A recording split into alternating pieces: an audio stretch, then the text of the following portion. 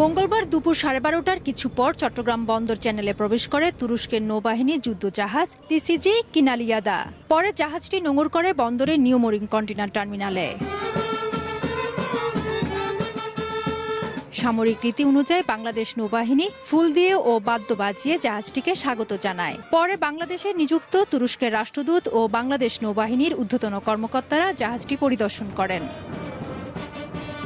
তুর্কি এই যুদ্ধ জাহাজটি 4.5 মাসের যাত্রায় 20টি দেশে 24টি বন্দরে ভিড়েছে। সফররত দেশগুলোর নৌবাহিনী ও দ্বিপক্ষীয় সম্পর্ক উন্নয়নের লক্ষ্যে এই যাত্রা, যার ধারাবাহিকতায় আগামী 3 দিন চট্টগ্রাম বন্দরে অবস্থান করবে। সফর শেষে আগামী 9 মে চট্টগ্রাম বন্দর ত্যাগ করবে তুর্কি এই নৌযুদ্ধ জাহাজ। বন্ধুত্ব ও সংহতিতে এগিয়ে যাওয়া বাংলাদেশ তুরস্কের সম্পর্কে দুদেশ বিভিন্ন বিপদে আপদে একে অপরের পাশে এসে দাঁড়িয়েছে। বিশেষ করে 2023 সালে ভয়াবহ ভূমিকম্পে বিপর্যস্ত তুরস্কের পাশে দাঁড়িয়েছিল বাংলাদেশ সরকার।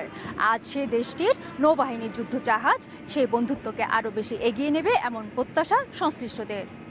চট্টগ্রাম বন্দর এলাকা থেকে ফেরদৌস লিপি, সময় সংবাদ।